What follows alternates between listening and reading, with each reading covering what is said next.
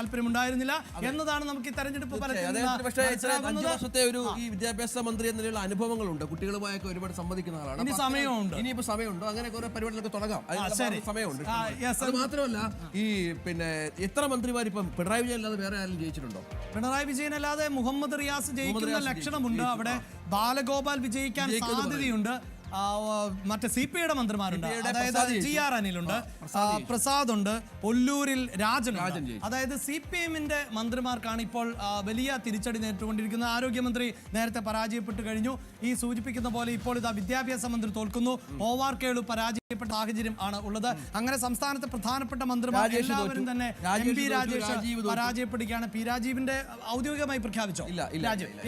പരാജയപ്പെടും, കളമശ്ശേരിയിൽ പരാജയപ്പെടുമെന്ന തന്നെയാണ് പുറത്തു വന്നുകൊണ്ടിരിക്കുന്നത്. ഇവിടെ കൗതുകകരമാകുന്ന ഒന്ന്, രണ്ടാം പിണറായി വിജയൻ സർക്കാരിൽ ഇത്രയധികം മന്ത്രിമാർ മത്സരിച്ചു. ആദ്യ മന്ത്രിസഭയിൽ ഒരേ ഒരു മന്ത്രിയാണ് തോറ്റുപോയത്.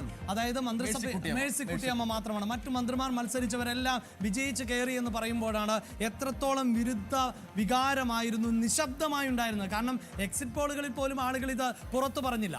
പാർട്ടി പ്രവർത്തകർക്കൊന്നും പുറത്തു പറയാൻ പറ്റാത്തത് കൊണ്ടായിരിക്കാം ഞാൻ മനസ്സിലാക്കുന്നുണ്ട്.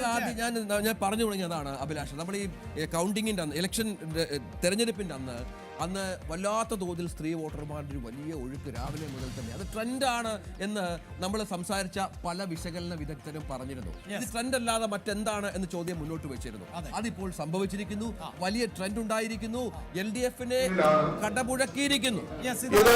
സുരേഷ് മാധ്യമങ്ങളോട് സംസാരിക്കുക. 2026 നിയമസഭാ തെരഞ്ഞെടുപ്പിന്റെ സൂചനയാണ്.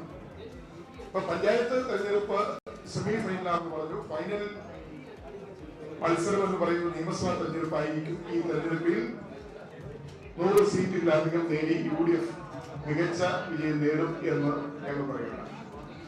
ഈ തെരഞ്ഞെടുപ്പിലെ പ്രത്യേകത നമുക്ക് കാണാൻ കഴിയുന്നത് എല്ലാ വിഭാഗം ജനങ്ങളും UDFനെ പിന്തുണച്ചു എന്നുള്ളതാണ്. അത്രമേൽ കേരളത്തിലെ ജനങ്ങൾ ദുരിതപൂർണമായ ഒരു സാഹചര്യത്തിലാണ് മുന്നോട്ട് പോയത്. 5 വർഷക്കാലം 10 വർഷക്കാലം തുടർച്ചയായി ഭരിച്ച ഇടതുപക്ഷ ജനാധിപത്യയുടെ ഗ്രൂപ്പാണ് കേരളത്തിന്റെ സമസ്ത മേഖലകളിലും